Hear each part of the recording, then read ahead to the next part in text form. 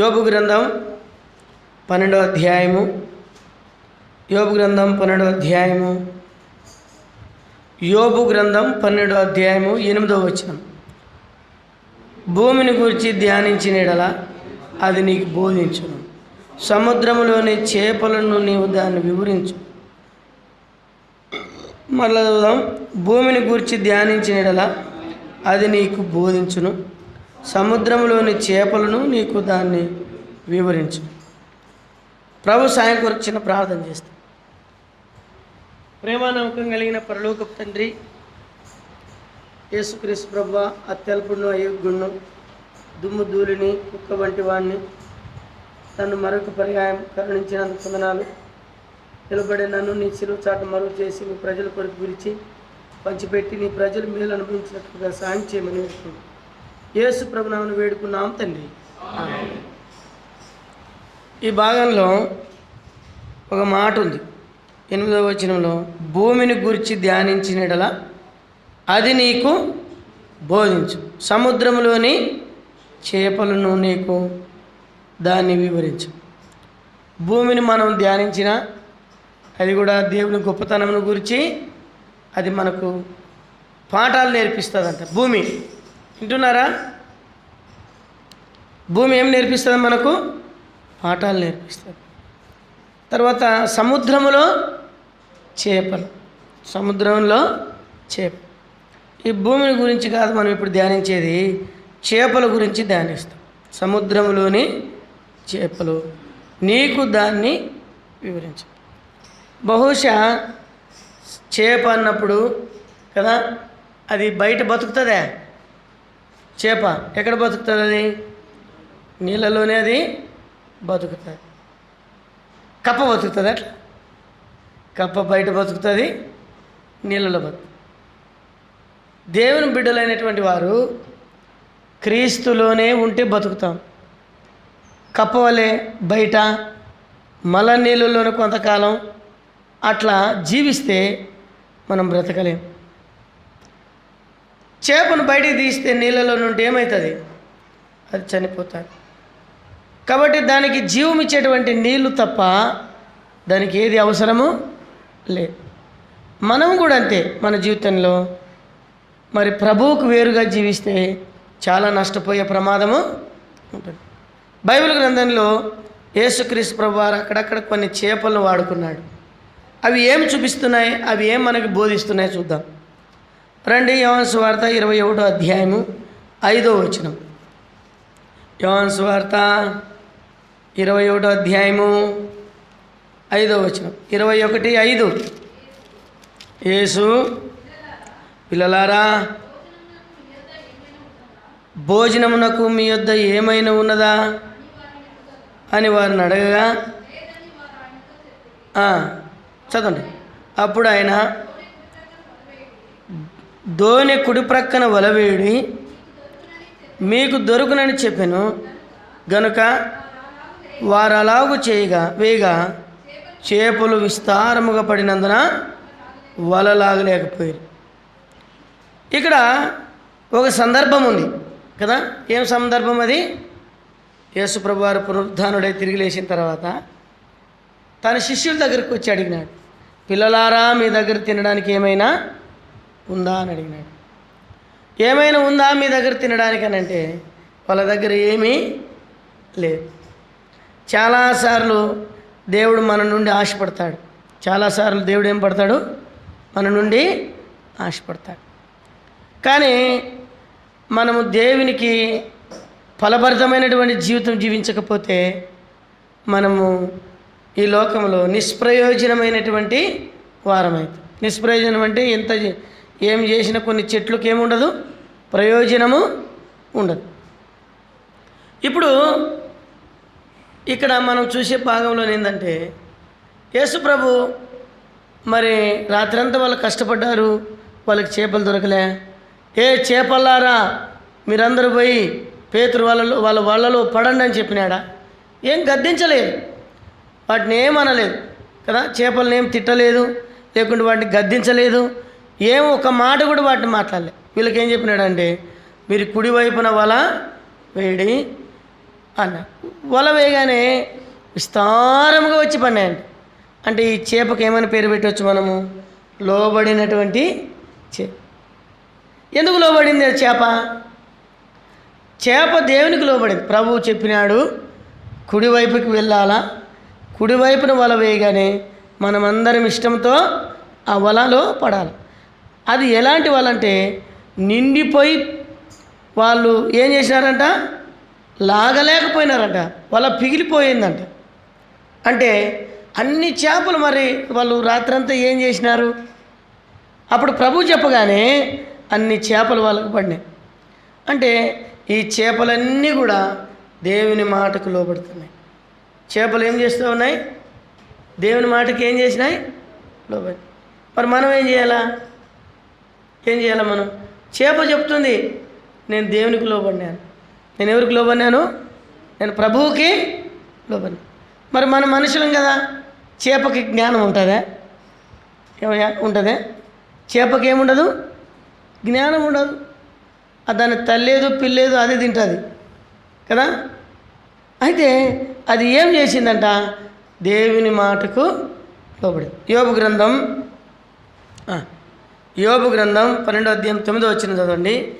ఎందుకు లోబడిందో అక్కడ చెప్పబడింది.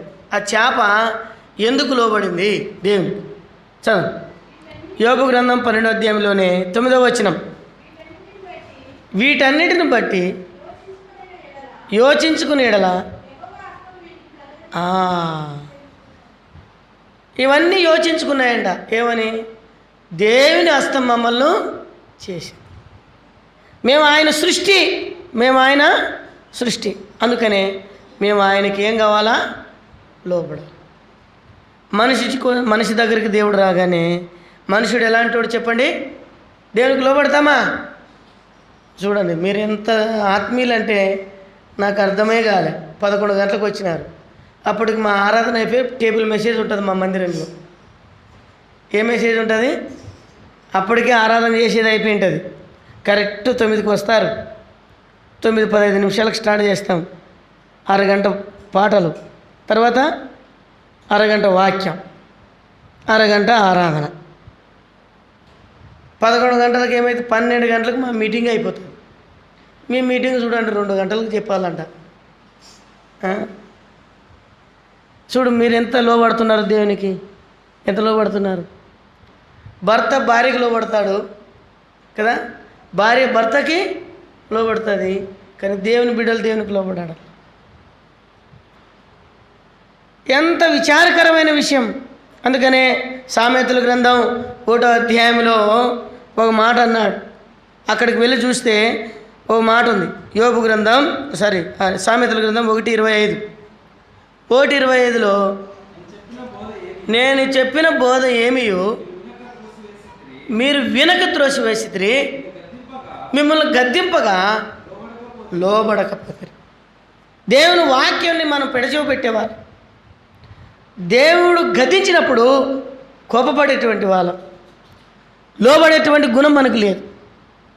చూడండి, చేపలకు వాటికి జ్ఞానం ఎంతో, వాటికి మెదడు ఎంత ఉందో, వాటికి బ్లడ్ ఎంత ఉందో మనకైతే తెలియదు. కానీ దేవుడు చెప్పాడు కుడివైపున వల వేయడి అని, అవి వెంటనే వచ్చినాయి. ఎక్కడున్నాయో? ఏ చేపలారా, ఏం మీరు పోతారా లేదు అక్కడికి, పోయి వలలో పడండి అని గద్దించినాడా? గద్దించలే.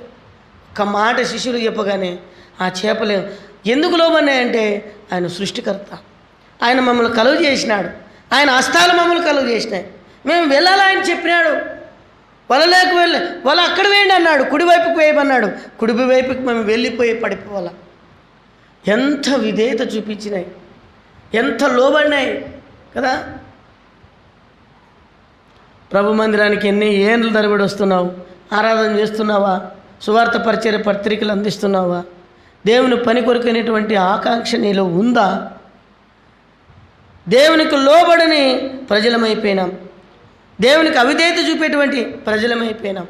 అందుకనే స్టెఫెన్ అన్నాడు, ఏమన్నాడు? 7వ అధ్యాయంలో అపోస్తలుల కార్యం 51వ వచనం, దేవునికిని, చదవండి ఆ మాటలు.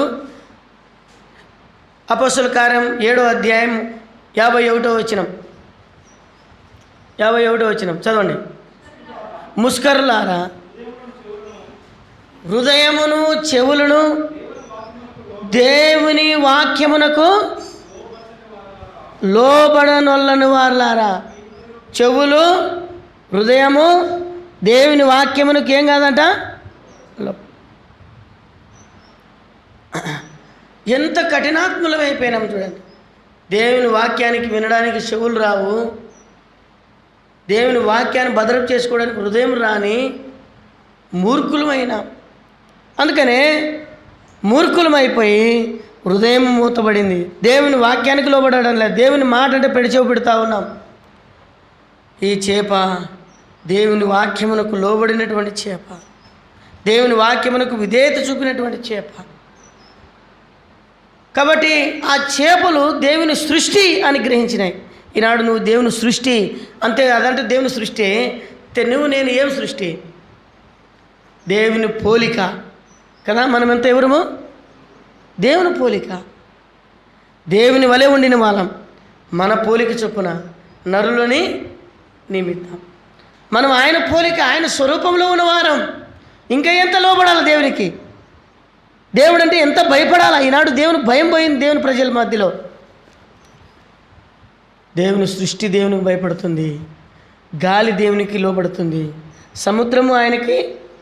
అందుకని వాళ్ళు అన్నారు కదా, మార్క్స్ వార్త 7వ అధ్యాయంలో ఏమన్నారు? ఈయన ఎవరో, ఈయనకి గాలి సముద్రము లోబడుచున్నాయి. సముద్రం ఎట్లుంటుంది తెలుసా? తుఫాను లేస్తే 2 తాడి చెట్లు ఎత్తుగా వస్తాయి అలలు. ఎంత పెద్ద ఓడలైనా కూడా ఒక్క ఉన్న పాటను మునిగిపోతాయి. అలాంటి అలలతో కూడినటువంటి సముద్రాలు ఈ భూమి మీద 70% ఉన్నాయి. ఒక్క మాట ఆయన ఆజ్ఞిస్తే లోబడతాయి. సముద్రాలు లోబడతాయి, పక్షులు లోబడతాయి, సృష్టి పంచభూతాలు దేవుని ఆజ్ఞకు లోబడతాయి, దేవుని మాటకు విధేయత చూపుతాయి. ఈనాడు దేవుడు లోబడనోళ్ళని ప్రజల వైపు దినమెల్లా చేతులు చాయాల్సి వచ్చింది, దినమెల్లా చేతులు చాయాల్సి వచ్చింది. నీకోసం నా కోసం లోబడినటువంటి ప్రజలం ఇప్పుడు లోబడతాం, మరి బయటికి పోతే కప్పవలే జీవిస్తాం. దేవుని వాక్యానికి అనుకూలమైనటువంటి జీవితం మనకు జీవించడం లేదు. చూడండి, ఇది లోబడినటువంటి చేపలు. ఈ చేపలకి ఏమని పేరు పెట్టబడినా మనం? లోబడినటువంటి చేపలు. 2వ చేపలు చూద్దాం. రండి, లూకాసు వార్త 24వ అధ్యాయము 36 వచనం నుండి 42 వరకు చదవండి. లూకాసు వార్త 24వ అధ్యాయం. వారిలాగు మాట్లాడుచుండగా ఆయన వారి మధ్య నిలిచి, మీకు సమాధానం అవునుగాక అని. అయితే వారు దిగులుపడి భయాక్రాంతులై భూతము తమ కనబడనని తలంచిరి. అప్పుడు ఆయన, మీరెందుకు కలవరపడుచున్నారు? నేను ఆయనను అనుటకు నా చేతులను నా పాదములను చూడుడి, నన్ను పట్టి చూడుడి. నాకున్నట్టుగా మీరు చూచున్న ఎముకలను మాంసములను భూతములకు ఉండునా అని చెప్పాను.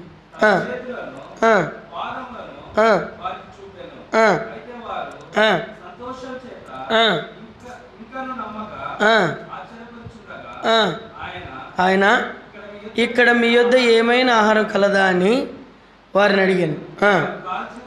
వారు కాల్చిన చేప ముక్కను ఆయనకి ఇచ్చిరి. చాలు. కాబట్టి ఇక్కడ రెండవదిగా మనం చూస్తాం 42 వచనంలో కాల్చిన చేప. ఏ చేప ఇది? కాల్చబడినటువంటి. కాల్చబడితేనే దేవునికి పనికొస్తాం. కాల్చబడితేనే దేవునికి పనికొస్తాం. కాల్చబడిన చేప. ఎలాగ మనం కాల్చబడాలా? దేవునికి పనికి రావాలంటే మనము దేవుని వాక్యంలో చూస్తాం కదా, దేవాది దేవుడు ఏమన్నాడు ఇర్మియాతో? ఇర్మియా, నువ్వు కుమ్మరవానింటికి వెళ్ళు. అక్కడ కుమ్మరుడు ఏం చేస్తుంటాడు? 18వ అధ్యాయంలో ఉంది కదా, ఏమన్నాడు? కుమ్మరుడు ఏం చేస్తాడంట? కుండలు కాలుస్తూ ఉంటే ఆ కుండ తయారు చేసేటప్పుడు కదా ఎంత అందంగా తయారు చేస్తాడు. పొరపాటున ఆ కుండ చెడిపోతుంది. చెడిపోతే ఇది పనికిరాదని పారేయడు, మరలా ఇంకొక రూపాన్ని తయారు చేస్తాడు. చేసిన తర్వాత ఆయన చేసే పని ఏంది? బాగా చెక్కలు పెట్టి మంట పెట్టి కాల్చాలి. కాల్చిన తర్వాత ఏం చేయాలి? దాన్ని ఇటు కొట్టాలా కదా. ఏం చేస్తాం? ఇటు కొడతాం. ఇది బాగా కాలిందా? లేదు. కాల్చబడితే ఉపయోగానికి వస్తాం. కాల్చబడితే ఉపయోగానికి వస్తాం. దేవుని ఇంట్లో శ్రమ పడాలా. నాకు శ్రమ వద్దు, నేను బాగా టీక్ టాక్లు వస్తాను, ఒక కలెక్టర్లు అక్కడ మినిస్టర్లు అక్కడ వచ్చి ఇంటికి మందిరానికి వచ్చి ఊక తింటాను పోతాను, ఊరేట చచ్చిపోతే నాకేమి కదా. ఈ స్వభావం మనకు ఉండకూడదు. హెబ్రోన్లో ఒక గొప్ప విశ్వాసిని నేను ఎరుగుదు. ఆయన పేరు యేసు రత్నం. ఆయన పేరు ఏం పేరు? పెద్ద ఇంజనీర్. ఆయన కింద ఆయన సంతకం చేస్తే ఎంపీలు ఎమ్మెల్యేలకు డబ్బులు వస్తాయి. నేను నాగర్ కర్నూలులో సేవ చేస్తున్న దినాల్లో అంత గొప్ప వ్యక్తి దేవుని మందిరంలో ఇస్తరులు ఎత్తేవాడు. చూసినారా? దేవుని మందిరంలో ఏం చేసేవాడు? ఇస్తరులు ఎత్తేవాడు. ఎంతమంది అని ఆఫీసర్స్ని బైబిల్ బ్యాగ్ వేసుకొని పోతాడు ఆయన. ఎంతమంది అని? అంత పెద్ద ఇంజనీర్. ఆయన కింద 30-40 మంది ఇంజనీర్లు ఉంటారు. ఆయన పెద్ద పెద్ద ఆఫీసర్లు ఏదైనా మీటింగ్ పెట్టినప్పుడు అక్కడ పోలు కదా. పోయినప్పుడైతే మన సురేంద్రలు అక్కడ బ్యాగ్ తీసుకొని పోవచ్చు సింపుల్గా కదా. ఇప్పుడు ఆయన బైబిల్ బ్యాగ్ వేసుకొని నువ్వు పోయా పేపర్ల కంటే పోతాడా? పోతావా? పోడు. మరి ఆయన అట్లాగా చేసేది. ఆయన ఏం చేసేవాడంటే బైబిల్ బ్యాగ్ వేసుకుని అందరు నవ్వేవాళ్ళు ఆయన చూసి. ఎంతో అద్భుతమైనటువంటి సాక్ష్యం సంపాదించుకోగలిగాడు. క్రీస్తు కొరకు అవమానాలు పడ్డాడు, నిందింపబడ్డాడు. మీడియా ఆయనను ఎంతో టార్చర్ పెట్టింది. మిగతా వాళ్ళు ఆర్ఎస్ఎస్, బీజేపీ, బజరంగ దళ్ వీళ్ళంతా కూడా ఆయన మీద చాలా వ్యతిరేకత చేశారు. క్రీస్తు కొరకు నలిగిపోయినాడు, కాల్చబడ్డాడు. అయితే ఆయన గొప్ప పరిచారకుడయ్యాడు. నువ్వు క్రీస్తు కొరకు కాల్చబడినంత ఎంతో ఉపయోగానికి వస్తావు. ఇక్కడ కాల్చబడినటువంటి కాల్చబడితేనే శ్రమ వద్దంటే ఎట్లయితుంది? మనకు శ్రమ కావాలి. శ్రమలు లేకుంటే మన క్రైస్తవ జీవితానికి అర్థమే లేదు. అందుకనే దేవుని వాక్యంలో శ్రమల గుండా వెళ్ళారు భక్తులు కదా. షద్రేక్, మేషక్, అబేద్నెగోలు ఏమన్నారు? బబులోన్లో పెద్ద విగ్రహాన్ని నిలబెట్టినారు. పెద్ద విగ్రహాన్ని నిలబెడితే ఏమన్నాడు? ఎవడే కానీ ఈ 30 రోజులు మేము ఏం చేస్తాం? వీణలు వాయిస్తాం, పెద్ద వీణలు వాయిస్తాం, తబలాలు కొడతాం మేము కదా. అప్పుడు ఇంకేం చేసి ఉంటారు? ఇప్పుడు అయితే పలానా జాతర జరిగింది పలానా కాడ అంటే ఏం చేస్తారు? డ్రామాలు పెడతారు, డప్పులు పెడతారు, మైకులు పెడతారు, అందరూ పిలుస్తారు. బంధువులు రండి రండి మా ఊరిలో ఇది జరుగుతుంది రండి అని కదా. పిలుస్తారా? పిలుస్తారు. తిరునాళ్ళు జరుగుతుంది రండి. తిరునాళ్ళకి తిక్కోడు వచ్చి తిరిగిపోయినాడంట. అట్లా తిక్కోడు తిరునాళ్ళకి వస్తే ఏమవుతాడు? తిరునాళ్ళంతా తిరిగిపోయినట్టు తిరిగి వస్తారు. అట్లా ఆ విధంగా ప్రజలందరూ వచ్చినారు. 30 రోజుల నుండి జరిగినటువంటిది.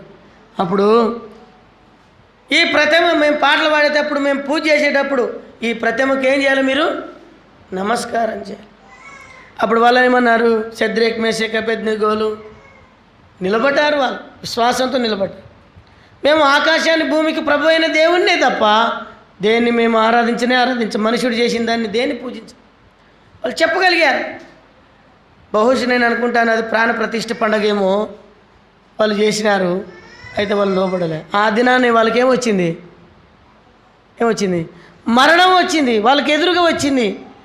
7 అంతలుగా అగ్ని గంధకములతో గుండాన్ని మంట పెట్టినారు. అయితే వాళ్ళు చెప్పిన మాట ఏంటంటే, నెబుకద్నెజరు ఇందును గూర్చినటువంటి చింత మాకు లేదు. ఇంకేమన్నారు? మేము సేవించుచున్న దేవుడు 16వ వచనం నుండి 2వ అధ్యాయం 16వ వచనం నుండి 18 వరకు రాయబడింది దానియేలు గ్రంథంలో. మేము సేవించుచున్న దేవుడు మండుతున్న ఈ వేడిమి గల అగ్నిగుండంలో నుండి మమ్మల్ని తప్పించును, రక్షించుటకును సమర్థుడు మరియు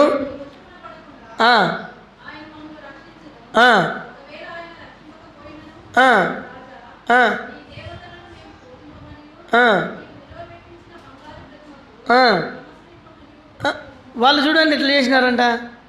నువ్వు ఎంత చేసినా దేవుడు ఒకవేళ నీ చేతిలో పడుకోవడం మమ్మల్ని రక్షిస్తాడేమో. ఒకవేళ దేవుడు రక్షించకపోయినా మేమేమి భయపడము, మేమేమి దేన్ని చేయవచ్చు. అట్లాంటి సభలోన అంత గొప్ప రాజు ఎదుట సవాలుతో జీవించినారు వాళ్ళు. ఎక్కడ జీవించినారు? సవాలు. కోపం వచ్చిందంట. రాజు ఉగ్రుడైనాడంట. కోపం వచ్చి ఏమన్నాడు? వారికి ఎక్కువగా అగ్నిగుండాన్ని ఇంకా మంట పెంచాడు. అప్పుడు జరిగిన పరిణామం ఏంది? వీళ్ళని తీసుకుపోయి దాంట్లో వేసినారు. అయితే దేవుని వాక్యం చెప్తుంది, తల రెంటికి కానీ వాళ్ళకి ఏ వస్త్రాలు కానీ కాలిపోలేదంట. కాలు చేతులు కడితే అవి మాత్రమే కాలిపోయినాయి, కానీ వాళ్ళ శరీరానికి హాని జరగలే.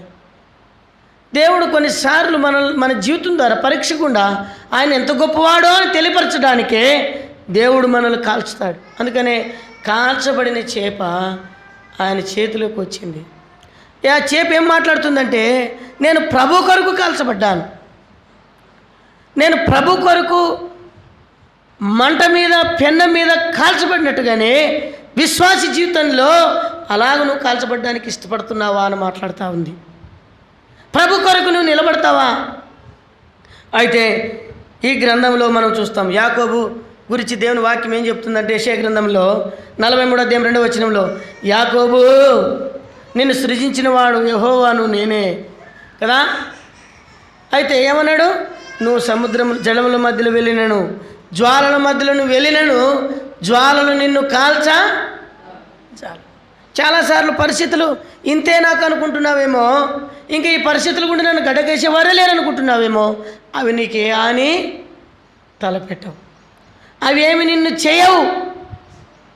ఒక ఆయన అన్నాడంట, ఏమన్నాడంటే దేవుని వాక్యంలో, జలముల మధ్యలో పోయినావు నిన్ను ముంచవు, అగ్ని మధ్యలో నడిచినా కాలవని చెప్పి.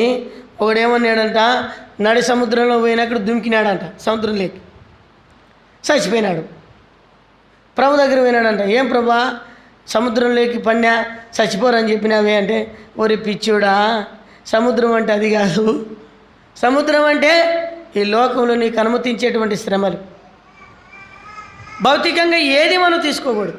అందుకనే దేవుని బిడ్డలమైనటువంటి మనము ఎరగాల, తెలుసుకోవాలా. నేను ఈ లోకంలో శ్రమల గుండా వెళ్తున్నప్పుడు, ఇబ్బందుల గుండా వెళ్తున్నప్పుడు, పిల్లలు అనారోగ్యంలో ఉండొచ్చు, కుటుంబంలో అనేకమైన పరిస్థితులు ఎదురు రావచ్చు, అప్పుల బాధలు ఎక్కువ కావచ్చు, లేదా అనారోగ్య పరిస్థితుల గుండా మరణపు అంచుల దాకా వెళ్ళవచ్చు. నువ్వు దేవుని మహిమపరచు, నువ్వు దేవుని ఏం చేయి? మహిమపరచు. ఏమని మహిమపరచాలా? ఈ జీవిత యాత్రలో ఏమి సంభవించినా నీకే మహిమ ప్రభువా అని చెప్పాలి. అలాగ మనం జీవించాలి. అందుకని ఈ చేప ప్రభు కొరకు కాల్చబడింది, శ్రమల గుండా వెళ్ళేదానికి అప్పగింపబడింది. చూడండి, ఇంకా దేవుని వాక్యంలో చూస్తే రండి, 1 పేతురు పత్రిక 1వ అధ్యాయం 6-7 వచనాలు, 5-6 వచనాలు చదవండి. 5-6-7 వరకు 1 పేతురు పత్రిక 1వ అధ్యాయము 5వ వచనం నుండి.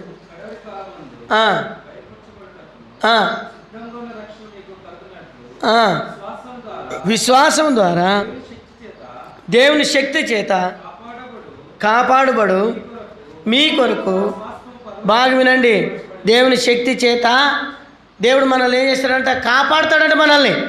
ప్రతి శ్రమలో దేవుని చేత కాపాడబడే జనం మనం. ఏ పరిస్థితులు వచ్చినా మనం ఏం సావము, సావుక సజీవులమై దేవుని స్తుతిస్తాం. అది ఎరుగు. చిన్న శ్రమకే వణికిపోతాం, చిన్న బాధలకే వణికిపోతాం. ప్రభు కొరకు ఎవరైనా మనం చంపడానికో నష్టపరచడానికి వచ్చినప్పుడు నువ్వు దేవుని కొరకు ఎలాగ నిలబడతావు? ఇక్కడ చూడండి, దేవుడు మనల్ని కాపాడతాడు. తర్వాత చదవండి, ఇందువలన అవసరం బట్టి నానా విధములైన శోధనల చేత ప్రస్తుతము, చూడండి, ప్రస్తుతం ఇవి అవసరం అంటే మనకి అవసరం బట్టి కదా. అవసరం అంటే అరవింద్ మంకులు ఒక మాట చెప్పేవాడు. అరవింద్ మంకులు అని గొప్ప సేవకుడు ఉండేవాడు. ఆయన ఒక అద్భుతమైన వివరణ చెప్పేవాడు. అవసరం బట్టి మీకు శ్రమలు అవసరం, నీకు అవసరం శ్రమలు. ఆయన ఏమన్నా చెప్పేవాడంటే, పిల్లలకి పోలియో చుక్కులు వేసే ఒకటి ఇంజెక్షన్ వేస్తారు కదా. ఏమి ఇంజెక్షను? పుట్టిన పిల్లలకి ఇంజెక్షన్ వేస్తారు. అయితే ఆ ఇంజెక్షన్ వేసినప్పుడు ఏమొస్తుంది? పిల్లలకి ఏమొస్తుంది? ఏం మీకు తెలియదమ్మా, చెప్పండి. ఏమొస్తుంది? జ్వరం వస్తుంది, ఏడుస్తారు, 2-3 రోజులు ఏం కాదు, నిద్రపోరు. అప్పుడు తల్లి హృదయం ఎట్లుంటుందమ్మా? సస్తే చచ్చిన ఉప్పు అంటారా? ఏమంటుంది?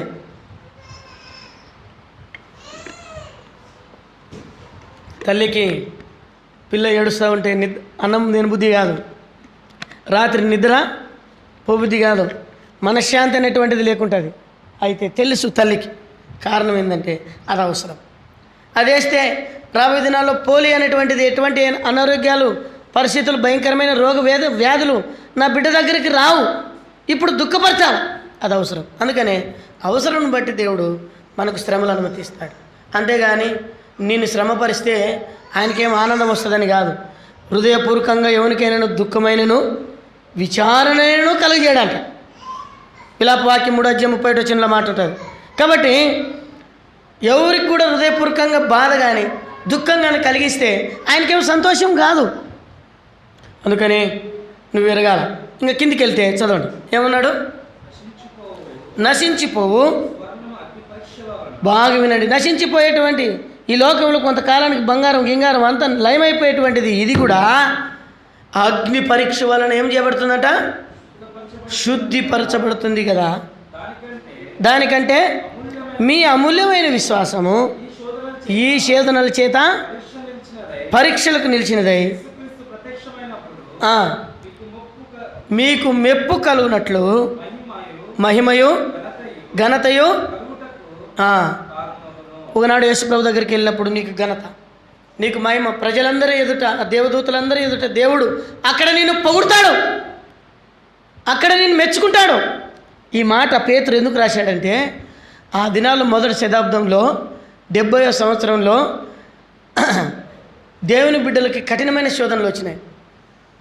నీరో చక్రవర్తి నీరో చక్రవర్తి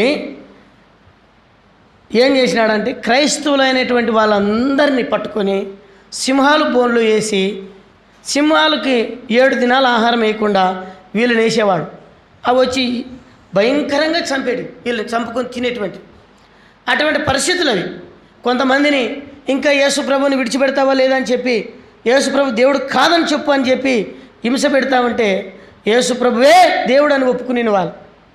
ఒప్పుకుంటే వాళ్ళని ఏం చేసినాడంటే తను ఉద్యానవనంలోకి తీసుకొని వెళ్ళి తను ఉద్యానవనంలో పెద్ద పెద్ద కర్రలకి కట్టి శరీరాల మీద మైలం పోసేవాడు.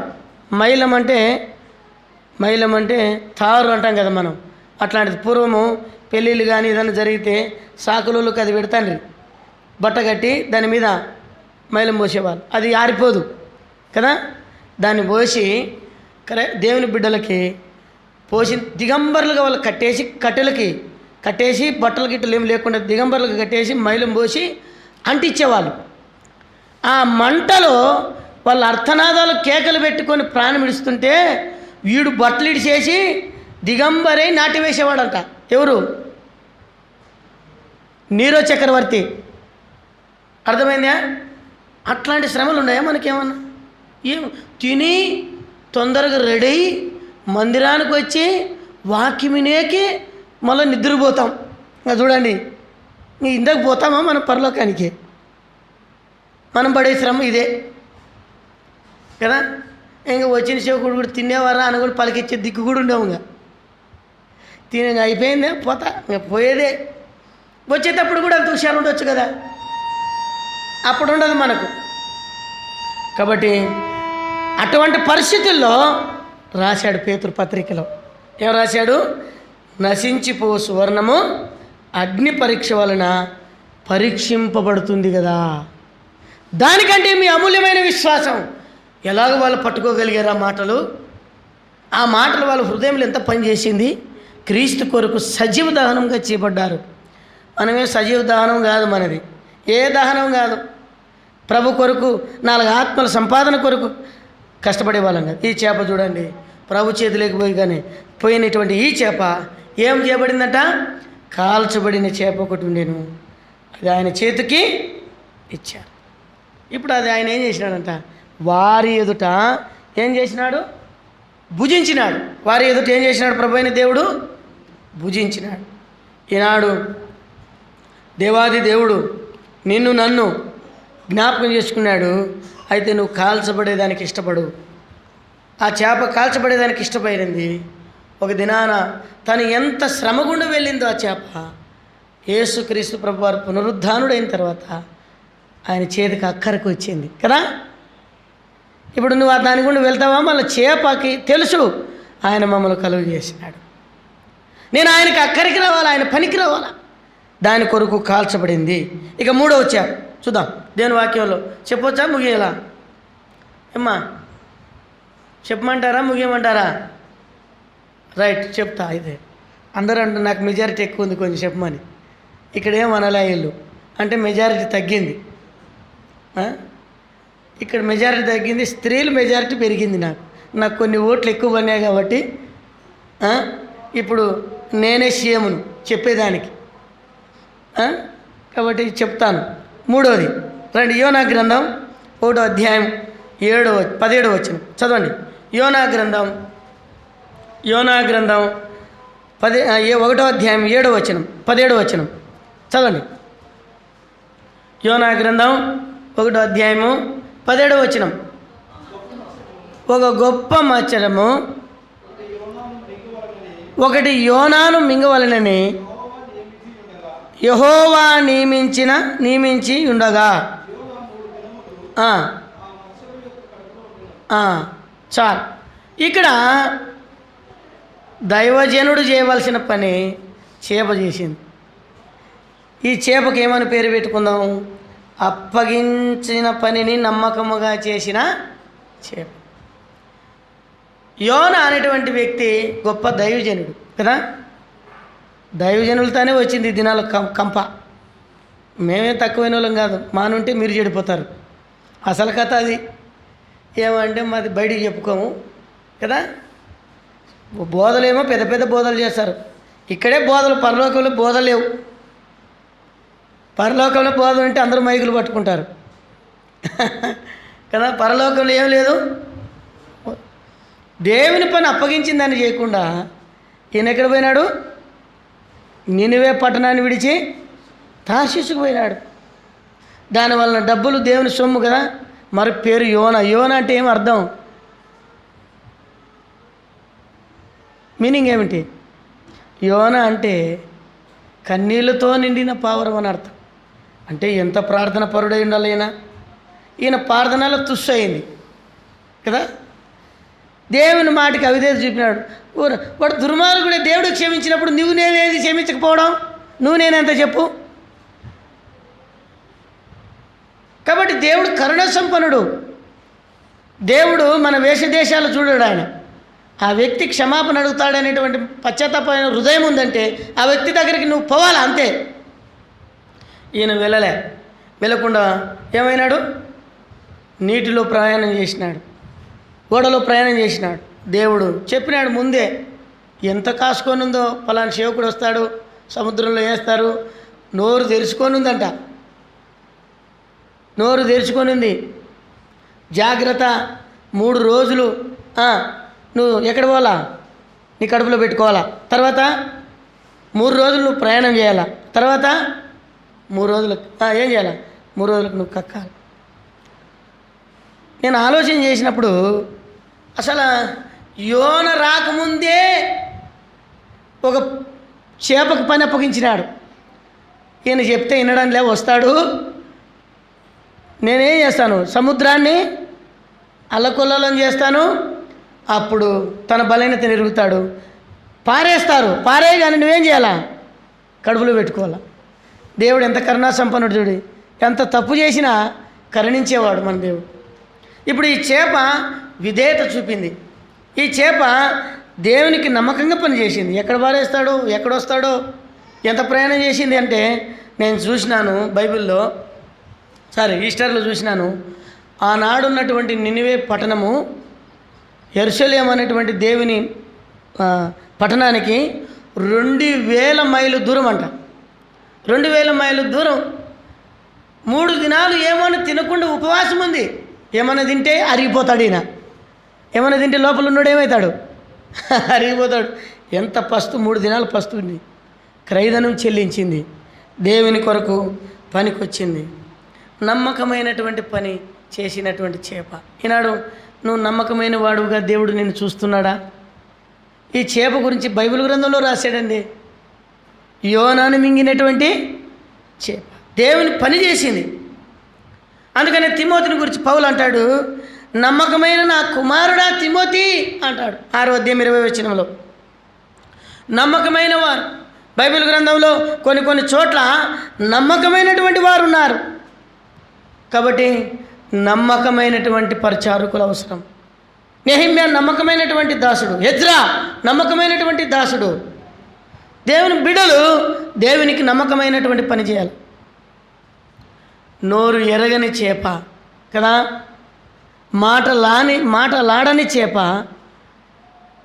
దేవుని పని కొరకు నమ్మకంగా 3 దినాలు ఏం తినకుండా వెళ్ళి కక్కేసిందంట. ఎక్కడ? నిన్నే పట్టణంలో కక్కేసింది. అందరూ వచ్చినారంట. ఇదేంది విచిత్రంగా, అంత ఈ తోలంతా ఊసిపోయిందంట ఆయనకి. కర్రిగున్నోడు ఎర్రగైనాడు. కర్రిగున్నోడు ఏమైనాడు? ఇదేంది జీవి ఇట్లుంది, ఇదేంది వింత జీవి పడిందిడా అని అందరూ వచ్చినారు. అప్పుడు ఈయన లేచి సువార్త చెప్పినాడు. నైనా దేవుని ఉగ్రత వస్తుంది, మారుమనసు పొందండి, రక్షింపబడండి, లేకపోతే దేవుని ఉగ్రత సొదొమ గొమొర్రా మీదకి వచ్చినట్టు వస్తుందంట. అది చెప్పడానికి నన్ను శాపనుడు తీసుకొచ్చినాడు రా నాయన. చూడండి మీకోసం ఎంత ప్రయాసపడ్డాడు ఆయన అని చెప్తే, దేవుడే అప్పుడు రాజు మొదలుకొని దాసుడు వరకు అంట అందరూ గోనపట్లు కట్టుకొని పశువులు కూడా గడ్డేయకుండా ఉపవాస ప్రార్థన చేశారు. ఈ నినవే పట్టణ ప్రజలకు సువార్త పరిచర్యలో ముఖ్య కారణమైనటువంటి వ్యక్తి ఎవరంటే చేపనే. చేపే లేకుంటే యోన వచ్చేవాడు. ఎంత అద్భుతమైంది కదా. ఒక ఆయన భక్ష్య అంకులు కూడా ప్రశ్నించినాడంట. భక్ష్య అంకుల్ని, బైబిల్లో యోనాని తిమింగలం మింగింది అని ఉంది, నువ్వు నమ్ముతున్నావా అని అడిగినారంట ఆయన. అప్పుడు ఆయన అన్నాడంట, అట్లా కాదు, బైబిల్లో తిమింగలం అనేటువంటి పెద్ద చేపని యోనయే మింగినాడని రాసుంటే నమ్ముతానన్నాడంట. ఎంత విశ్వాసం చూడైంది భక్సింగ్ గారిది కదా. తిమింగలం చేప నేను చూసినాను, ఈ మందిరం అంత వెడల్పు ఉంటుంది, దాని కడుపులోకి 2 నడిచి రావచ్చు బయటికి. దానికేం పెద్ద పనులేమి ఉండవు. అర్థమైందే దేవుని బిడ్డలారా? అంత పెద్ద చేపని యోన మింగిందని బైబిల్లో రాసుంటే నేను నమ్ముతానన్నాడు. దేవుని వాక్యాన్ని నిస్సందేహంగా నమ్మాలి మనం, సందేహపడకూడదు. యోన పని విషయంలో నమ్మకమైన పరిచర్య చేసింది. తిమింగలం అనేటువంటి పెద్ద చేప. తర్వాత నమ్మకమైనటువంటి పని గల వారికి ప్రభువైన యేసుక్రీస్తు కూడా నమ్మకమైనటువంటి వాడు. ఆయన మరణి విషయంలో నమ్మకస్తుడు కనుకనే ఆయన మరణించి తిరిగి లేచినాడు. 4వది చూద్దాం, ఇది చెప్తే పెద్దగా ఉంటుంది. 4వ చేప దేవుని వాక్యంలో నుండి మత్తయి సువార్త 17వ అధ్యాయం, మత్తయి సువార్త 17వ అధ్యాయం 24వ వచనం, 24-27 వరకు చదవండి ఎవరైనా. 17వ అధ్యాయం మత్తయి సువార్త. వారు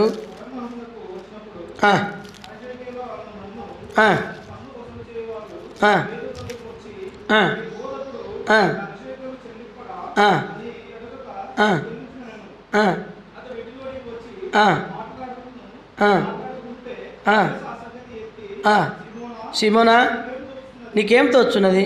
భూరాజులు సుంకమును కుమారుల యుద్ధ అన్యుల యుద్ధనా అని అడిగాను.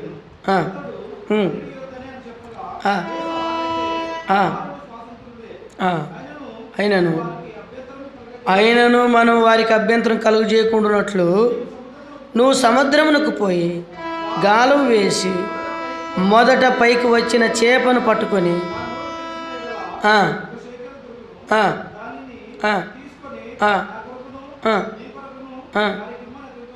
చూడండి ఏం సందర్భం ఇది? పన్ను సందర్భం. కదా. ఏ సందర్భము? పన్న సందర్భం. యేసుప్రభుని కూడా అడిగినారు, ఏమయ్యా మీ బోధకుడు ఏం కట్టడా మాకు అంటే కదా, కట్టడేమో మా బోధకుడు అని వీళ్ళు ఎన్నో రకాలుగా అనుకుని ఉంటారు. ప్రభు అడిగినాడు, పన్ను అడగాల్సింది వాస్తవానికి ఎవరిని? దాసుల్నే స్వతంత్రులే అని అడిగినాడు. అంటే దాసుల్ని అయితే మనం స్వతంత్రుల కుమారులం కదా అన్నాడు. అయినప్పటికీ ఇంకా అట్లా అంటే మనం ఏంటాం, తబ్బిబ్బి ఉబ్బి బోర్లు పడతాం కదా అన్నట్టు అని ఏమన్నాడు, వాళ్ళకి మనం అభ్యంతరకరంగా ఉండకూడదు. చాలాసార్లు అనేకులకు మనం అభ్యంతరకరంగా ఉంటాం. ఏది మన జీవితంలో నుండి దేవుని బిడ్డలకు అభ్యంతరకరంగా కూడా ఉండకూడదు. అప్పుడు ప్రభు ఏమన్నాడు, నువ్వు సముద్రానికి వెళ్ళి గాలం విన్నాడు. ఏంది ప్రభా, నేనేంతని ఏమనుకునేవు, నేను చేపలు పట్టే దాంట్లో స్పెషలిస్ట్ని కదా. ఇంకోటి దొంగ పని ఉండేది ఈయనకి, పేతురికి. ఏం దొంగ పని చెప్తారా? పగలంతా ప్రభుత్వం ఉండేవాడు, రాత్రి చేపలు పట్టేటకు పోయేది. అందుకనే లూకాసు వార్త 5వ అధ్యాయంలో మరల వచ్చాడు ఆయన వచ్చినప్పుడు వలలు కడుతున్నాడు అంట. రాత్రి అంతా ఏమి ప్రయాసపడినా కూడా ఒక చేపైనా దొరకలేదు. అప్పుడు ప్రభు ఏమన్నాడు, నీ ఓడ లోపలికి నడిపించు అంటే అంతకుముందే రక్షింపబడిన వ్యక్తి, అంతకుముందే ప్రభుని వెంబడించిన వ్యక్తి మరలా బుద్ధి పోలే ఆయనకి. పగలంతా ప్రభుతో ఉన్నాడు, ఇంకొక పనితో చేపలతో రాత్రి ఉన్నాడు. ఇది జీవితం. ఒక దినం దొరికినాడు దొంగ. దొరికితే ప్రభు అన్నాడు, ధోనిలో పేతురుదైన ఒక ధోనిని పిలిచి, నీ ధోనిలో ఎక్కువచ్చా అని అడిగినాడు. ఎక్కువచ్చా అంటే ప్రభు ఎక్కండి అన్నాడు. ఎక్కండి అన్న తర్వాత సువార్త చెప్పినాడు. సువార్త చెప్పిన తర్వాత ఇప్పుడు ఈయన కాలితో ఉన్నాడు, కాలి కడుపుతో ఉన్నాడు, కష్టంలో ఉన్నాడు, రాత్రాల పట్టినాడు, ఏంది దొరకలే. ఈయన కుటుంబంలో నెమ్మది లేదు. ఇప్పుడు ఏం చేయాలి? ప్రభు ఉపయోగించుకున్నాడు కదా ఓడను ఏం చేసినాడు? ఉపయోగించుకున్నాడు. కాబట్టి ఆయనకి ఏదైనా చేయాలని ఆయన నీ ఓడ లోతునకు అప్పుడు ఓల వేసినాడు. విస్తారమైన చేపలు పడితే అప్పుడు మళ్ళీ తన బలింత చూపించినాడు, కనపడింది. యేసు మోకాళ్ళ దగ్గరికి వచ్చి ఏమన్నాడు, ప్రభా నేను పాపాత్ముని, నన్ను విడిచిపో. అట్లాంటి దొంగ అనమాట ఈయన. అందుకని ప్రభు ఏమన్నాడంటే ఏమన్నాడు, ఇది నీకును నాకును మనం అభ్యంతరకరంగా ఉండకుండా కట్టేసేయి అన్నాడు. అంత స్పెషలిస్టుని ఒక్క చేపట్టుకు రానికి గాలం తీసుకొని పోమన్నాడు సముద్రంలోకి. చాలాసార్లు పెద్ద పెద్ద బోధకులు కావచ్చు, నేనేమన్నా మందిరానికి ఇంత ఇచ్చినాను అంత ఇచ్చినాను ఎంత ఇచ్చిండవచ్చు. చాలాసార్లు దేవుడు చిన్న పని అప్పగిస్తాడు మనకు. అదేమి మనం సందేహపడాల్సిన అవసరం లే, బాధపడాల్సిన అవసరం ఏమీ లే. దేవునింట్లో చిన్న పనైనా అది గొప్ప విలువైనటువంటిది. ఇప్పుడు ఆ చేప ఇష్టంతో ప్రభు దగ్గరకు వచ్చింది. ప్రభుకి ఏమి ఇచ్చింది? ఒక షెకెల్ తీసుకొని వచ్చి ఇచ్చింది. ప్రభుకి ఇచ్చిన చేప ఇది. దీనికి ఏమైనా పేరు పెడదాం? ఇది 4వ చేప 3వ చేపనా? 4వ చేప. నువ్వు కూడా చేపనే. ఈ చేప ఏం చేసింది? ప్రభుకి తీసుకొని వచ్చి చెప్పండి ఏం చేసింది? ఇచ్చింది. ఈనాడు దేవుని బిడ్డలు దేవునికి ఇచ్చేవారుగా లేరు. చూసినావా? దేవుని బిడ్డలే దేవునికి ఇచ్చేవారుగా లేరు. చేప ఇచ్చింది, ప్రభు అక్కర ఎరిగింది. ప్రభు అక్కర ఎరిగింది, ప్రభు అవసరం ఎరిగింది. ఈనాడు దేవుని ఇల్లు, దేవుని ప్రజలు, దేవుని సేవకులు, దేవుని ఇంట్లో సమృద్ధి ఉందా లేదనేటువంటిది నువ్వు ఎరుగుతున్నావా? చేప ఎరిగింది, నువ్వు ఎరుగుతున్నావా? అందుకనే అపొస్తలుడైన పౌలు కొరింథీయులకు రాసిన 2వ పత్రికలో 8వ అధ్యాయంలో 1వ వచనంలో ఈ మాట అంటాడు. మాసిదోనియ గురించి మాట్లాడుతూ చదవండి. ఎలాంటి క్రయధనంతో కూడినటువంటి ప్రభు అక్కరని ఎరిగి సమర్పణ కలిగినటువంటి జీవితం ఆ చేపకుంది. ఆ చేప వల్ల వారు జీవించారు.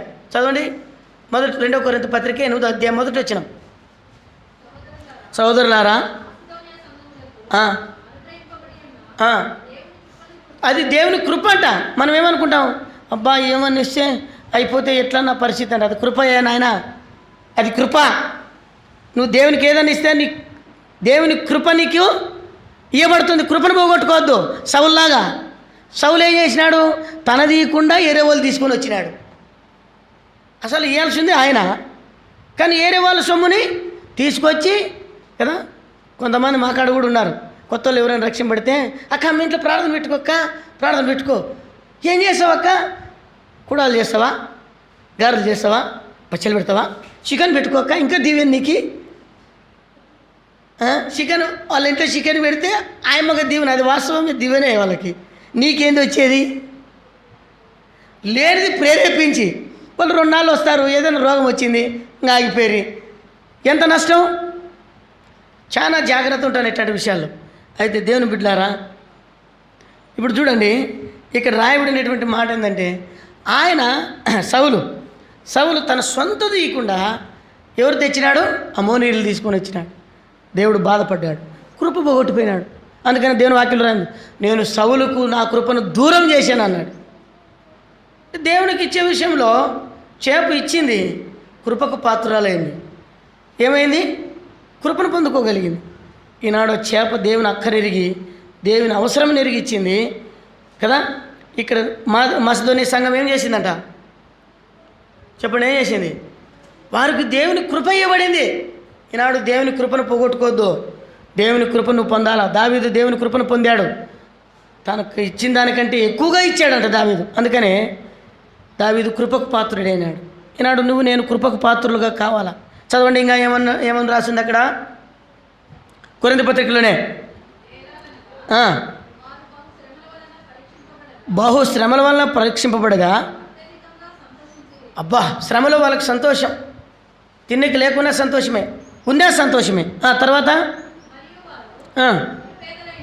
నిరుపేదలైనను. చూడండి, నిరుపేదలు అంటే ఏంది అర్థం? నిరుపేదలు అంటే అర్థం ఏమి? ఆనాటికి తెచ్చుకొని అంటే ఒక పూట 2 పూటలు ఉపాసం పండుకునేవాళ్ళు, పస్తు పండుకునేటువంటి వాళ్ళు. నిరుపేదలకు ఏముందమ్మా? నిరుపేదలకు ఏముంది? ఇచ్చే గుణం ఉంది. ప్రభు అక్కరని ఎరిగే గుణం. ఎంతోమంది ఇశ్రాయేలు దేవుని ప్రజలున్నా సారేపతికే పంపించినాడంట దేవుడు అన్ని రాళ్ళ దగ్గరికి. ఏముంది ఆమె దగ్గర? పేదరాలు. ఆమె దగ్గర ఇచ్చే గుణం ఉంది. అది కృపకు నువ్వు పాత్రురాలుగా చేసేది. ఇప్పుడు ఎంత చూడండి, దేవుని బిడ్డలమైనటువంటి మనము ఇక్కడ రాయబడినటువంటి మాట అంతే, వారు నిరుపేదలైనను ఏమంట? వారి దాతృత్వం బహుగా విస్తరించి. ఒకసారి భక్సింగ్ గారు దినాల్లో ఒక ఆయమ్మ మరియమ్మ అని ఉండేది, ముసలామె, చాలా పెద్ద ముసలామె. ఆమె ఎంతో ధనవంతురాలు. ప్రభు కొరకు తనకున్నటువంటి సర్వస్వాన్ని అప్పగించి ఎక్కడో విజయనగరం అక్కడ ఉంది ఆయమ్మ, ముసలామె. చిన్న కొట్టం, ఆ కొట్టంలో ఒక్కతే, పిల్లలు లేరు, ఏం లేరు ఆయమ్మ. ఓసారి భక్సింగ్ గారు ఆమె బర్త్డేని జ్ఞాపకం చేసుకొని బట్టలు పంపించినాడంట హెబ్రోన్ నుండి. ఎందుకు పంపించినాడు? ఆడికి పోతే ఆమె ఏం బ్లౌజ్ లేదు, ఒక శారీ వేసుకునిందంట ఇట్లా ముసలి. ఆమెను వెతుక్కుంటూ పోతే ఒక సేవకుడు, పెద్ద సేవకుడు వెతుక్కుంటూ పోయినాడు. పోతే ఇక్కడ మరియమ్మ ఉందంటే మరియమ్మ ఉంది. నేనేనయ్యా అనుకుంటూ వచ్చిందంట బయటికి. ఆమెను చూస్తే సరైన స్నానం లేదు, సరైన గుడ్డలు లేవు. మరి భక్సింగ్ గారు ఆమెకు బట్టలు పంపించినాడు. ఏం కారణం అంటే ఆమె దాతృత్వం బహుగా విస్తరించింది. దేవుడు అందరూ మనం మర్చిపోవచ్చు, దేవుని కృప ఎన్నడూ మనల్ని విడిచి పోదు. దేవుడు మనకు సహాయకుడు. భక్సింగ్ గారు అట్లా గుర్తుపెట్టుకునేవాడు అంట. దేవుని బిడ్డలారా, ఈ చేప చూడు ప్రభు అక్కరిని ఎరిగి ఇచ్చింది. ఇక్కడ కూడా మసదోని సంఘం కూడా అలాగనే ప్రభు కొరకు కలిగినటువంటి వారుగా ఉంది. ఇప్పుడు చూడండి 4వ వచనం, 3 చదవండి, 4వ వచనం, అదే కొరింథీ పత్రికలని. పరిశుద్ధుల కొరకు పరిచర్యలో పాలు పొందే విషయంలోను మనపూర్వకముగా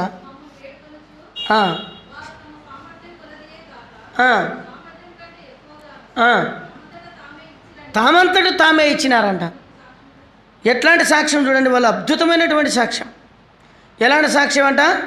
తమ సామర్థ్యం పరిశుద్ధుల, ఇక్కడ ఈ కృప విషయంలో దేవుని పరిశుద్ధుల కొరకైన పరిచర్య పాలు పొందే విషయంలో మనోపూర్వకముగా, తర్వాత వేడుకొనుచు వారు తమ సామర్థ్యం కొలదే గాక సామర్థ్యం కంటే ఎక్కువగా తమంతట తామే ఇచ్చిరని మీకు సాక్ష్యం ఇస్తున్నాను.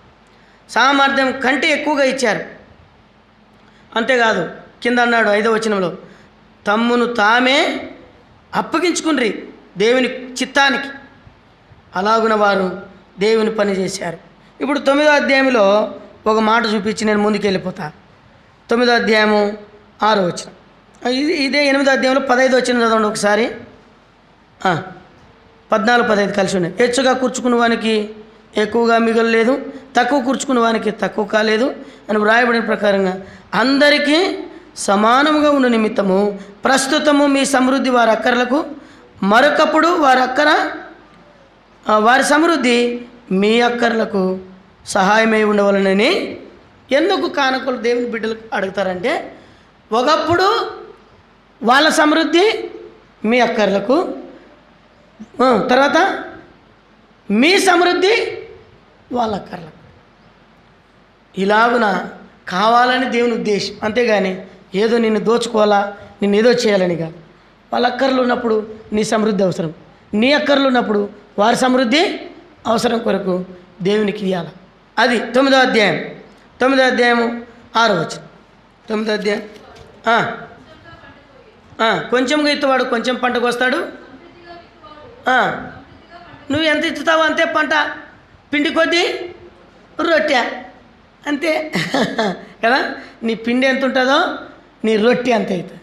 నీ సమర్పణ, వాళ్ళు చూడండి, వాళ్ళ కూలి కంటే వాళ్ళ సామర్థ్యం కంటే ఎక్కువగా చేశారు. వాళ్ళని గురించి దేవుడు ఇంతగా మాట్లాడాడు. ఇక్కడ తర్వాత ఇంకా ఏమని రాయబడింది 6వ వచనంలో, కొంచెం గిత్తవాడు కొంచెంగానే వస్తాడు, సమృద్ధి గిత్తవాడు సమృద్ధిగా పండుకోయను అనే విషయమై చెప్పవచ్చు.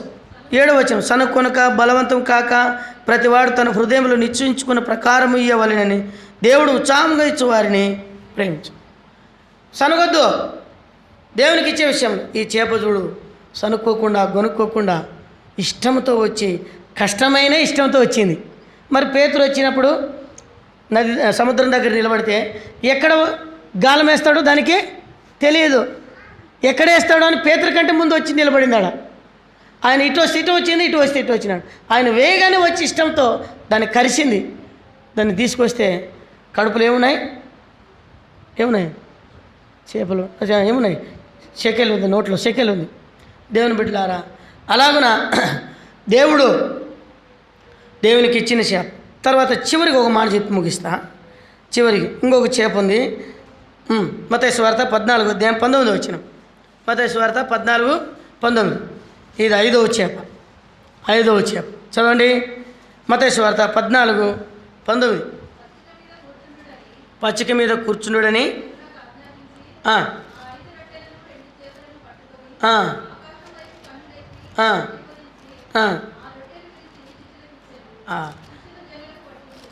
చాలు. ఇక్కడ రాయబడింది 19వ వచనంలో. ఎంత అద్భుతమైనటువంటి మాట 19వ వచనంలో. పచ్చిక మీద కూర్చుండే జనులకు ఆజ్ఞాపించి ఆయన 5 రొట్టెలు 2 చేపలను పట్టుకొని ఆకాశం వైపు కనులెత్తి ఆశీర్వదించు. నువ్వు ఇలాగ ఈ 4 అంతుల జీవితాన్ని నువ్వు జీవిస్తే చివరికి ఆయన చేతుల్లోకి వస్తే ఏముంటుందంట? ఆశీర్వాదం. ఏముంటుంది? ఈ చేపకి ఏమొచ్చింది? ఆశీర్వాదం. ఆశీర్వదిస్తే కొంచెంలోని ఎంతమంది సంతృప్తిపరచబడ్డారు చెప్పండి? ఎంతమంది? 15,000 మంది కదా. 5,000 మంది పురుషులంటే వాళ్ళ భార్యలు ఒక్కొక్క పిల్లని వేసుకుంటే 15 మంది. మనలో అప్పట్లోనే ఇప్పట్లో అక్కడ తినేటోళ్ళు కాదు. మా రాచర్యలో ఎంత తింటారంటే తెలుసు, అప్పట్లో బకెట్కి తాగేటోడు అంటే ఒకడు పాశం. ఓ నాయన అనుకుంటాను నేను. బకెట్కి తాగి మళ్ళీ 2 ఇస్తర్లు అన్నం తింటాడంట ఆయన. చూసినావా? ఈయనకి ఇస్తర్లు సరిపోవని బండ కడుక్కొని నువ్వు బండ మీద పెడతామని వాళ్ళంట. అట్టోళ్ళు ఉంటారు. ఒక ఆయన ఉన్నాడు జల్దుర్గంలో, సాకల ఆయన. ఆయనకు 7 మంది బిడ్డలు. ఎంతమంది బిడ్డలు? ఈ భార్యకి కొడుకులు పుట్టలేదని ఇంకో భార్యని చేసుకున్నాడు. ఆయనకు బిడ్డలు పుట్టినాడు. మొత్తం 11 మంది బిడ్డలు. ఆయన తింటాడు భోజనం, ఇంక ఎవరు పెట్టినా వద్దన్నాడు. మనిషి ఎట్టుంటాడంటే ఎత్తు మనిషి, చాలా బలంగా ఉంటాడు మనిషి. యాడ పెట్టినా వద్దన్నాడు. ఎవరిని ఊర్లకు వచ్చినా తాత అన్నం తినంటే అన్నం పెట్టేకొద్ది తింటాడు అంతే. వద్దన్నాడు మాత్రం, పెట్టొద్దు అన్నాడు, అడగడు. పలానా ఇంట్లోనప్పుడు 2 మాటలు పెట్టించుకొని తింటే మళ్ళీ ఇప్పుడు తింటాడు, ఈడు 2 మాటలు పెట్టించుకొని తింటాడు, మళ్ళీ ఇంకొకడు అట్లే తింటూనే ఉంటాడు ఆయన. అది ఫస్ట్ తినింది ఏమైపోతుందో ఆయనకే తెలిసాలి. అది అర్థమైందా? దేవుడు చేతిలోకి వస్తే అయితే అంతలో తినలేం మనం. ఏమవుతాం? కొంచెమే కానీ బహుగా ఆశీర్వాదము, బహుగా అనేకమైన దీవెనలు మనం పొందుకుంటాం. చేపలు దేవుని కొరకు పనిచేస్తాయి. అందుకని చేపలని మీరు పరిశోధించండి. సముద్రంలో చేపలు అవి నన్ను గురించి వివరిస్తాయి. అర్థమైందా? అదొక దేశం. ఆ దేశం పేరు ఈజిప్టు. ఏ దేశము? ఈజిప్టు దేశం. ఈజిప్టులో, ఈజిప్ట్ అంటే తెలుసు కదా, ఐగుప్తు దేశం బైబిల్ ప్రకారంగా కదా. ఆ దేశం పక్కన ఒక నైల్ నది ఉంది. భక్సింగ్ గారు ఆ ప్రాంతానికి వెళ్ళినప్పుడు సువార్త చెప్పాడు. ఒక ఆమె అద్భుతంగా రక్షింపబడింది. ఆ దేశంలో ఒక చట్టం ఉంది. ఎవరైనా యేసుప్రభుని నమ్ముకుంటే వాళ్ళు వెలివేయాలి. ఒక బ్యాంక్ మేనేజర్ భార్య యేసుక్రీస్తు ప్రభుని అంగీకరించింది. ఆదివారం సెలవు. ఇక్కడ ప్రపంచమంతా ఆదివారం సెలవు. ఇక్కడే కాదు, ప్రపంచమంతా ఆదివారము సెలవు. అయితే అందరూ భార్యాభర్తలు సంతోషంగా ఆదివారం నాడు ఏం చేస్తారు? ఉద్యోగస్తులు ఆ రోజే కదా ఖాళీగా ఉండేది. బజారుకు పోయి మటన్ ఎత్తుకొచ్చి బాగా చేయని చెప్తాడు, మందు చేసి పెట్టుకుంటాడు. ఆయన తింటుంటే ఈయన పోస్తుంటే కదా, ఇది వాళ్ళు ఎంజాయ్. అయితే ఆమె ప్రభు నమ్ముకునేది, నేను ముందు మందిరానికి పోయేస్తాను. ఏముంది యేసు ప్రభులో అంత గొప్పతనం ఏమని ఉందే అని భార్యని ప్రతిదినం హింస పెట్టేవాడు. హింస పెట్టి కొడుతూ ఉండేవాడు. అయితే లాస్ట్కి ఒక తీర్మానం చేసుకున్నాడంట. ఏం తీర్మానం అంటే, నువ్వు నాకు నచ్చలేదు కానీ నీ వంట నచ్చింది నాకు. నువ్వు నచ్చలేదు కానీ నాకు, నీ వయసులు నచ్చలేదు నాకు, నీ వంట నాకు నచ్చి. చాలాసార్లు అట్లుంటారు భర్తలు కూడా. భార్య నచ్చదు కానీ భార్య వంటలు నచ్చుతాయి. అందుకు నేను బతికిస్తున్నాను అన్నాడు. సరేలే అని చెప్పింది. దేవుని మాటలు చెప్తూ వచ్చింది. ఒకరోజు తీర్మానం చేసుకున్నాడు, ఏదైనా నింద లేకుంటే భార్యను చంపకూడదు, ఏదో ఒక నింద చేయాలి అని చెప్పి, ఏం చేయాలి నా భార్యను చంపాలంటే ఏం చేయాలని తీర్మానం చేసుకున్నాడు ఆయన. ఈమె రోజు దేవుని మందిరానికి వెళ్ళి వాక్యం విని ఆరాధన చేసుకొని మందిరంలో పనిచేసి ఇంటికి వచ్చేసరికి లేట్ అవుతుంది. ఈయన బాగా సంతోషంగా ఉన్నప్పుడు ఆమె మందిరానికి పోతుంది. ఎట్లుంటుంది భర్తకి? నెమ్మది లేదు ఆయనకి. కాబట్టి నేను చెప్పినట్టు నా భార్య వినడం లేదు కాబట్టి నాకు ఈ భార్య వద్దు, ఇడాకలే ఏమిలే, ఏదో ఒకటి చేసి చంపేయాలని తీర్మానం చేసుకో అని చెప్పి, బ్యాంక్ మేనేజర్ కదా అని చెప్పి ఆ నైలు నదిలో ఏం చేసినాడు? పోయి తాళాలు పారేసినాడు.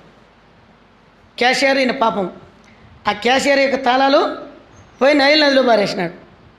వచ్చి ఆ రోజు ఆదివారం, ఆ రోజు ఉదయమే పోయినాడు పాపం. నిన్ను ఈరోజు ఖచ్చితంగా నువ్వు సస్తావు అని చెప్పినాడు. ఏంటికండి అంటే, తాళాలు ఆడ తగిలిచ్చిన తాళాలు ఎక్కడ పోయినాయి చెప్పు. నువ్వు నేనే కదా ఉండేది, నేను తీలే, నువ్వు తీసింటావు కదా, ఏడబెట్టినావు చెప్పు అంటే, నేను తీయలేదండి అని చెప్పి. లేదు నువ్వు తీసినావు, ఈరోజు మాత్రం నువ్వు ఖచ్చితంగా తాళాలు తెచ్చిస్తే నువ్వు బతుకుతావు, లేకుంటే నువ్వు చచ్చిపోతావు. సరే అండి అని చెప్పి అన్న తర్వాత, ఈరోజు నువ్వు ఎట్ట చచ్చిపోతావు కాబట్టి నువ్వు చేపల కూర చేయ, నేను కమ్మగా తిని నేను చంపుతానని చెప్పినాడంట. ఈయన పోయినాడు బజార్లో, చచ్చిపోయిన చేపలన్నీ తగిలిచ్చినారు. ఈయనకు నచ్చింది ఒక చేప తీసుకొని వచ్చినాడు. బాగా ఈమె తోపుడు బట్టి నీట్గా చేసి ఆయన కొండి పెట్టింది. ఇంకా ఆయన సుక్క ముక్క పెట్టుకొని తింటప్పుడు, తీసుకురాపో తాళాలు అన్నాడు. తీసుకురాపో తాళాలు అంటే లోపల పోయి తాళాలు తీసుకొచ్చి ఇచ్చింది. లోపల పోయి తాళాలు తీసుకొచ్చి ఇచ్చింది. అప్పుడు ఈ తాగిందంతా ఎక్కడ పోయిందో, ఈయనకి తాగిందంతా ఎక్కడ పోయిందో లేచి నిలబడి భార్య కాళ్ళు పట్టుకొని ఏడ్చినాడు. అయ్యో, నిన్ను చంపాలని దుర్మార్గంగా నేను నా చేతులతో నేను నైల్ నదిలో పారేసి వచ్చినాను, ఈ తాళాలు నీకు ఎక్కడి నుంచి వచ్చినాయని అడిగి అంటే ఆయన చెప్పింది, నువ్వే తెచ్చినావని చెప్పి. దేవునికి తెలుసు నా బిడ్డకి ఈరోజు మరణం ఉంది, కఠినాత్ముడు, నా బిడ్డ చనిపోతుంది.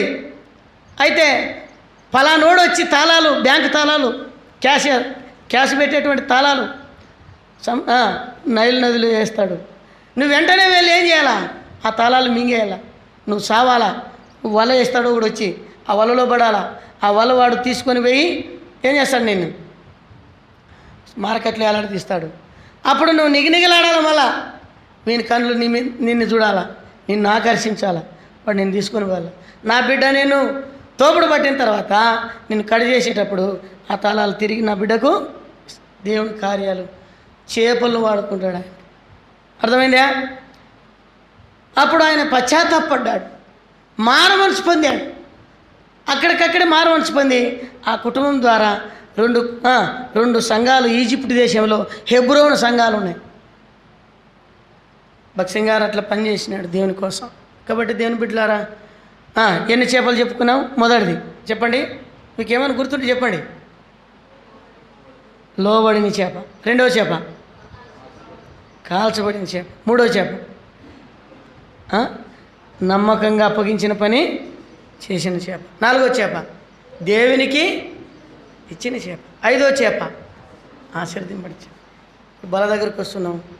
మనల్ని మనం అవంటే నోరు ఎరగనివి, మాటలు రానివి కదా, ఎంత విధేయత చూపినాయి, పాఠం నేర్పిస్తున్నాయి మనకు. మనం ఇంకెంత జాగ్రత్తగా జీవించాలి. కనుక ప్రభు బలలో యోగ్యమైన విధానంలో మనం బలలో వచ్చేది. కళ్ళు మూసుకోండి, ప్రార్థన చేస్తాం.